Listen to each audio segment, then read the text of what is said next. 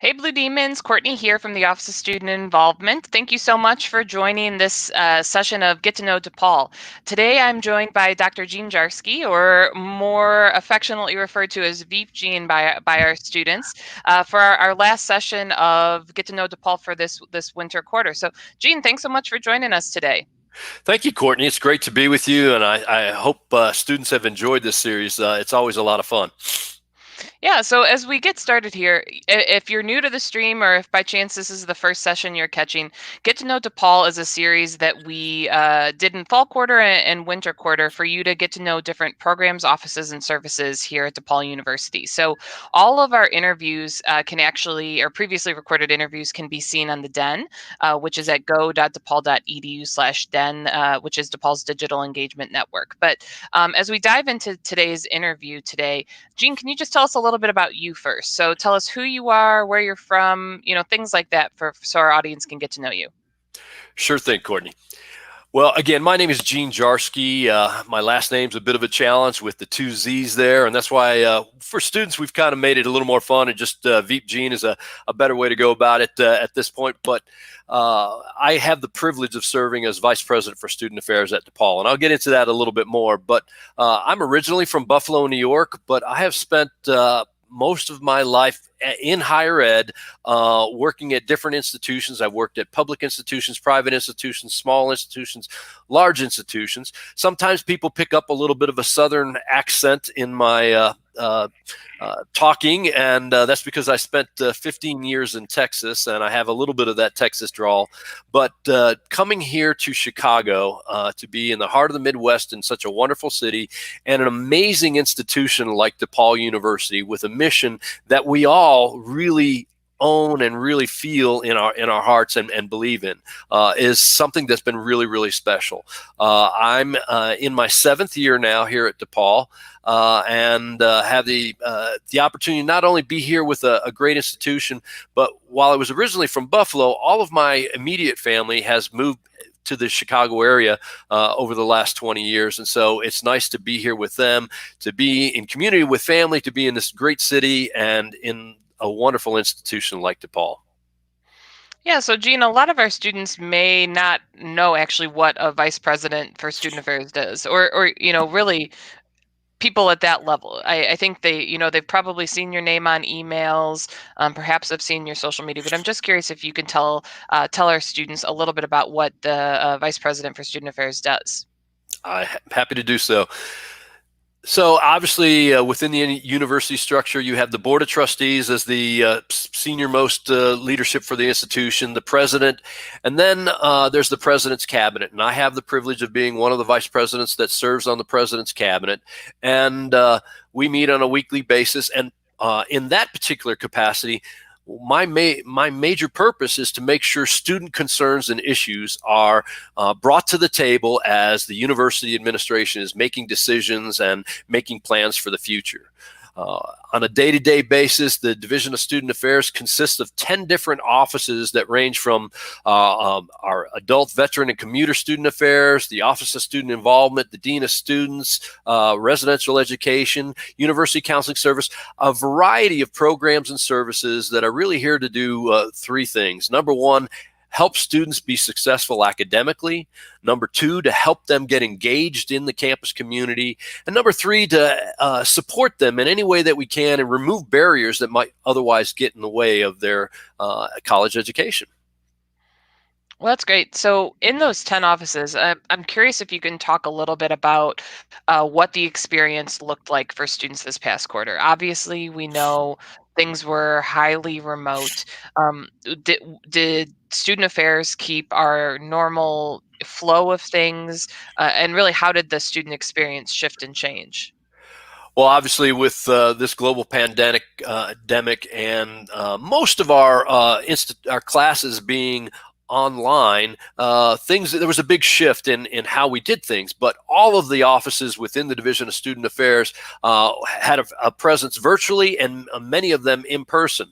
Obviously, our staff and residence education, working with the students that live in the residence halls, Courtney, your office and the staff with some of the programs and services that were provided, as well as new student and family engagement. There are a lot of different offices that had in-person, but every single one of the offices maintains regular office hours to where you can reach them on phone, email, and then we created virtual offices where students can go to the website, the Student Affairs website, identify a department or office that they want to speak to, and they can click on the virtual office and via video, much like this, have an opportunity to meet and talk over the internet with various offices and departments to learn more about them, to get support and assistance that they might need from that particular office, or find ways to get engaged within the campus community. I think it's been a shift, but I've also been amazed at how quickly our students have adapted to it, and as well as the staff have worked very hard to make sure that they've been accessible and available for students throughout the academic year. Yeah, I think that's been really important. And as viewers may know, the office I work in, student involvement, is part of the Division of Student Affairs. And I think one of the things that's been really unique to see from DePaul and from staff is the creativity and ingenuity during this time. Like, I think we as an institution, I think back to the motto about, like, here we do, right? And that motto is, very Chicagoan. It's very roll up your sleeve, get things done, try new things, and really, like, do what you got to do to be part of the community. And like that's what I think about with that. And I think, like, through this pandemic, the all of the offices in student affairs and people across the university have really tried to embrace that. And we're trying new things like these stream series to connect with students and make sure that they have the resources, because it's still important during this time to feel that sense of connection. Yeah, it really is. And I think, again, one of the things that, in addition to the here we do and roll up your sleeves, DePaul is really considered a very innovative institution. And I think we've really shown that during this particular time, in the way we've been able to innovate and find ways to connect with students, get them engaged, as well as deliver resources and services to students. Our faculty in particular made a tremendous effort in switching from the traditional in-person classroom to online teaching, and have really invested themselves in their own education and learning to deliver their course content and material in a much more effective and meaningful way throughout the year. So a lot has happened over the last year. Yeah. So we know with a virtual environment, I don't think anybody's trying to trick anybody and say it's the same as in person, right? We know it's all very different. So I'm curious, Jean, if you'd be willing to share some reflections with our viewers about, what trends or themes you've seen emerge from students, and potentially how those differ from some of the trends we see when we're in person. Yeah. I think obviously we recognize that being online is not the same, and there are some differences, and trying to connect with other people continues to be a challenge for many folks. That sense of perhaps being lonely, not knowing, having that group of people to connect with has been something that I've heard from a number of different students. And again, I would encourage you and to look at the different options and offerings that are out there for you. Whether it's through the Office of Student Involvement that Courtney works with and getting involved in a club or organization. Again, there are many different groups out there that you can get involved in, to reaching out to perhaps the counseling center and speaking to one of our licensed professional psychologists who can help you kind of deal with perhaps some of the anxiety, concerns, and emotions you're feeling. But then also, there are other offices that can help plug you in with different groups. I would encourage the Office of Multicultural Student Success and our student cultural centers, the Black Cultural Center, the APITA Cultural Center, our LGBTQA Resource Center, along with our Latinx Cultural Center, are all great places for students to connect, be part of those virtual offices, and meet some other people, and begin to form that group of people that help be your support network while you're at DePaul. Yeah. So, and I would share for our viewers, if you're not sure where to go or how to find information about all of those, you can always navigate to the Student Affairs website. All of the different departments and programs and services that Jean's talking about here today can all be found through this site. So you can search by department, you can search by program, you can search even by, like a general area of interest, right? If you want to get involved or you want to do something else. So that Student Affairs website really is a great place to start as you're trying to navigate and find some of those resources if you're not sure where else to go. So, Jean, we know typically on campus, winter quarter is a very exciting time at DePaul, right? Like even with the snow and the cold, we still have lots of things going on. So I'm just curious to hear from you. What are some of the things you're most looking forward to as we head into winter quarter that our Well, students can experience? yeah. Well, again, you have kicked things off here the last couple of weeks with our winter welcome weeks and an opportunity for students to re-engage, reconnect with the university after they've had some time away on a break. Plus, welcome in some new students that are just beginning their college careers here this winter quarter. And so, welcome weeks is a great opportunity. One of the big things I look forward to in winter quarter, though, is Blue Demon Week. This is when we really get an opportunity to engage in our school spirit. Basketball season starting. It's been a rocky start for many teams as we get into this, but being able to get behind the basketball team as well as reinstill that pride in being a Blue Demon. And whether you're into athletics or it's about your academic program, nursing, or your student group, Blue Demon Week is really an opportunity to engage in that pride and share your school spirit. There's a variety of different programs for students, as well as then we connect with some of our alumni during that time to really, again, share our DePaul pride. And so to me, that's one of the really big events in the winter quarter that I really look forward to. I'll note one of the other things that I try to encourage, and this is not just the winter quarter, but I am that person that tries to be share that Blue Demon spirit and make sure we're wearing it all the time. I wear blue almost every day, but what I'll say is here at DePaul we have this thing that on Thursdays we wear blue, and I know today's not Thursday, but I put this up here just to remind folks that this is a great opportunity for you to show your school spirit. What I typically say to new students when they come is that, I want to challenge each and every one of you to show your pride and your school spirit by wearing blue on Thursdays. When we have our president's cabinet meeting is almost every Thursday morning, and everybody on cabinet, including the president, knows I'm going to be calling them out if they're not wearing blue. And I typically do the same thing with students when I see them on campus. But what I tell them is if they ever catch me not wearing blue on a Thursday, I'll buy them lunch. And so that goes true for the virtual experience. I will have to say that just last week, I got a slow start and I did not wear blue. And the provost called me out and I told her I owe her lunch because I was not wearing blue that day. Immediately after that meeting, I went and changed clothes. So. Jean, I can't believe you didn't talk about everybody's favorite event, the Gnome Hunt. The Oh, gnomes I'm are sorry coming. about that. I'm sorry about that. Yeah.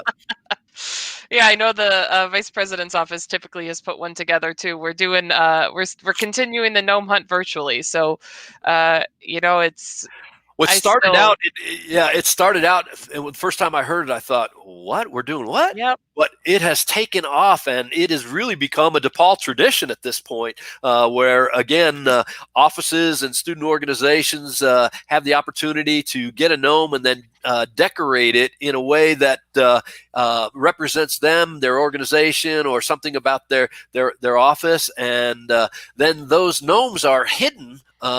In the past, they've been hidden around campus, and if students found them, there are different prizes and opportunities that come up with that. But now it's being done in a virtual kind of way, and you kind of have to look for them hidden in different messages and posts and things out there in our different programs. So again, it really is a great event. Yeah. I it's just so funny to me because I don't know if you know this. I actually got the idea for the Gnome Hunt from one of my colleagues at another university. Somebody I went to grad school with. I went to her office. She worked at WashU at the time, and Ah, I walked in, and they had. I remember it vividly. They had 4 shelves on the wall, and each shelf had 3 gnomes. And I looked at I was just like infatuated with them. And she was, I think, like talking to some of her students and other things. And her name was Allie. And I was just standing there. I'm like, Allie, what's with the gnomes? And she told me about the gnome hunt that they do. And Maryville does it a little bit different than I may have said WashU. I was yeah. one of our esports teams is competing against WashU, but she was at Maryville. But anyway, um uh I was like, Allie, what's with the gnomes? And she told me about how they do it and how they had this gnome hunt. So we adapted it and we do it a little bit differently here at DePaul. But the reason I think it got so popular actually is because in the first year I accidentally sent a campus-wide email, because Uh, when we initially announced it, we only had 10 organizations who had signed up for gnomes. And then we had before DHub, we had a content management system called OrgSync. Some of our seniors may remember it, but I accidentally sent a campus-wide email, and literally, I remember there was a basketball game that night, and the form sign-up went from 10 to 86 in a matter of hours. Like that many student organizations were suddenly interested in decorating gnomes. And I think this is going to be our 4th year. Next year is going to be the 5th year. Natalie Stone from our office has really big hopes that in our 5th year we hide 500 gnomes on campus. So she wants to, for the 5th anniversary, she wants to use all of the previous year's gnomes, because we literally have hundreds of decorated gnomes in OSI right yep. now. There's that So, but shelf up there where you've got all of them in there and stuff. The first year we did this, a similar kind of story in that I have a colleague that worked at another institution, actually Butler, and he would always have a gnome that had a little bee on its hat in different pictures and things that he would post on social media. And so when we started this and we decorated the first gnome for the Office of Student Affairs, I took a picture with it and sent it to my colleague LJ. He's at a different institution now, but anyway, he got a big kick out of it, and that we were doing that. So it's a great tradition. It really is a lot of fun. yeah. And our sticker of the month club, if our students aren't aware about that, I think our sticker of the month club design for April, I want to say, is going to actually be a gnome as well. So Oh, we've really? got some, yeah, we've got some really cool. Our student graphic designer does those, but Yeah. we've got some really awesome designs coming up. Well, I got my collection of stickers right here from the Sticker of the Month Club. So, Yeah, I'll have to send you. We can't reveal the February sticker yet, but students, if okay. you're not signed up for the Sticker of the Month Club, you're gonna want to join, because this one is the coolest sticker we've done for sure. Oh, all right. Look forward to seeing it. Yeah, yeah. So as we head towards the tail end of our interview, if anybody's watching, if you have any questions, otherwise Gene and I, could probably just swap stories about our time at DePaul here for a whole hour. But if you have any questions, feel free to post them in the comments to ask them live on screen. But Gene, how can students stay connected with you throughout the fall or through the winter? Sorry. Yeah. So fall, winter, spring, either any of them. I try to stay active in social media as well. I have a Facebook page. I have Instagram and Twitter. It's all at Veep Gene and easy to find. It's an opportunity for me to share different events and activities that are coming up on campus, as well as sometimes news and resources for students, reminders about time to register and different things, but I try to stay connected with different things. It's funny. I was talking about basketball and stuff. I tweeted out about the game the other day, only to find out that the game was then postponed. And I had some folks call me out on this. Hey, what's going on? You ought to know this got postponed. And it's like, okay, I'll pull it down. But Yeah. again, I try to stay up with it in between my meetings and stuff. But again, it's a great way for me to interact with students, and as well as share information about events and activities and just resources that are available here on campus. Awesome. So we got a comment that comes in, and I just know we've got a super fan here. This is actually my mom, and I told her about the Gnome Hunt too. So she's watching and just wants to spread the gnome love, if you will. So this is actually the second time she has commented on the Gnome Hunt in one of these sessions. So thanks, Mom. Appreciate the support. Always good to have your mom watching, huh? Right. Oh yeah, she loves them. I mean, she's the number one DePaul super fan. She really is. When I got the call that I got the job at DePaul, I was excited, but my mom was really excited. Like she actually she bought my dog like a DePaul bandana and told everybody. I mean, she loves DePaul, so, Well, which is this was it's coming a home. nice family This tradition. was coming home again for you too, wasn't it? Yeah. Yeah. Yeah. Yep. We're from the Chicago suburbs, and you know, Chicago, like people talk about DePaul as like the little school under the L, and my family's lived in Chicago our entire lives, and it was DePaul. Like like I remember, like actually a funny story. My mom went with me to President Esteban's inauguration, like when he first became president, and my supervisor at the time, for viewers, her name's Peggy Burke. She's since retired, Mhm. and I introduced my mom to Peggy, and Peggy turned to my mom and said, like, why do you love DePaul so much? And my mom usually is, and she's probably going to laugh as she's watching this. She's not usually one who's at a loss for words, Uh-huh. and she literally looked at Peggy and she said, "It's DePaul." Like it. And later she told me, she's like, I was so surprised by that question, and she's like, it like her response is just, it's DePaul. Like it is this place that, I think especially for Chicagoans and people who have been here for so long, like it really is. It's this school rooted in history and tradition and Mhm. prestige, and like it's done a lot for the city of Chicago, and it has this wonderful past. And like I just always think about that. Like whenever people ask me about like why I love DePaul, and like I remember that moment when my mom was just like, "It's DePaul," like you wouldn't think of anything else. Like that name means a lot, and it just really matters. So I think that's part of the reason I'm so proud to work at DePaul. My entire family loves DePaul, which is a really cool thing. I think it comes with a sense of integrity, sense of quality, and a sense of pride for folks. I know the reaction from my mom was exactly the same thing. She was so excited that I was coming to DePaul and going to be closer to home, but more so that the DePaul to her was just the perfect place to be. Our you know, Catholic Vincentian heritage, as well as just being here in the heart of the city, really serving the Chicago community, was something that she was really, really pleased with. Her favorite event was Christmas at DePaul, and would always just beg to go. And Hmm. she would talk to Father Holsnyder about making sure she could get a ticket to come to Christmas at DePaul. So Hmm. Oh yeah, we plan our family vacations around going to Christmas at DePaul. We mistakenly one year planned our vacation when Christmas at DePaul was happening, and we never did it again. yep. Like, and I mean, we're all in. My stepdad was telling us the other night. He works nights for AT&T, or well, he works nights, but he was telling us he was watching the women's basketball game that replayed at 3 a.m. Like, we are the James family are super fans.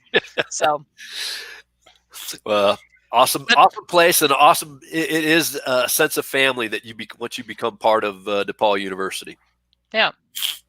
Well, like I said earlier, we could go on tangents for a whole hour here, but Gene, just to kind of wrap up the interview, I'm curious if you have any advice for students as they head into winter quarter. Yeah, I think it's important in this time more than ever that you be intentional about trying to engage within the campus community and within the university. Um, Rather than floundering around, I think you can plot things out. We know that students that get involved and get engaged in things are going to be more successful academically, and that's more true now than it ever has been, because working from home, perhaps with the different distractions, getting that routine going, and then also connecting with other people to make sure you've got those resources and those other people to reach out to. What I typically recommend to students is that you get involved in three things. Number one, that you get involved in something that has to do with your academic major or interests. It's going to help you connect with people, perhaps about homework assignments, study partners, perhaps what the next class is going to be that you want to take, possibly even internships or jobs that may come along with it. And there's a number of different places you can go. D-Hub and the organizations that are there is one place, but there's also a lot of different departments have resources that students can get involved in that academic interest. Number two, I encourage students to get involved in something that gives back to others, something that's service, be it service to the university community, to your local community, or to our country as a whole. It's really important now more than ever to recognize how blessed we are with what we have and provide an opportunity to help support and lift up other people. And so number two would be to get involved in something related to service. And three, there are so many different organizations out there and things that you can do that this is an opportunity, a time in your life when you can do something that you've never done before. Try something just for fun. With those three things, something related to your academics, something that gives back in service, and something you do just to explore and expand your horizons, you've got a good balance there along with your courses to manage your life. Get a group of people that you can rely on, get resources, get information from, and really make the most out of your college experience. So I hope you take advantage of that, and I hope you take advantage of all the different opportunities that there are to get involved here at DePaul. And most of all, you better be wearing blue on Thursday. Well, Gene, thanks again so much for joining us today. For our students watching, Gene talked a little bit about D-Hub. D-Hub is our student organization hub. So if you haven't logged on before, I'd encourage you to check it out. You just go to dhub.depaul.edu and you'll log in with your Campus Credential or Campus Connect credentials. Got a mouthful there with a little alliteration.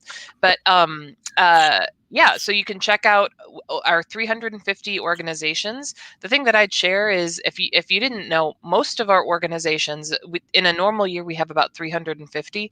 This year, we have over 300 that are still existing in a virtual environment. So the opportunity is still there to connect and stay involved. And about 70-ish, I think, offices and departments have portals on D-Hub as well. So you can find more information there. But for our viewers, if you this event was part of Winter Welcome Week. So this was the tail end of what was an extended Winter Welcome Week. So if you haven't had a chance to yet, I'd encourage you to check in to today's event. So by scanning the QR code pictured on the screen, you have an opportunity to win one of our Blue Demon Spirit Packs, which includes a DePaul towel and a DePaul tumbler. But until next time, we hope you all stay safe, Blue Demons, and we will talk to you soon. Bye-bye, everybody. Bye.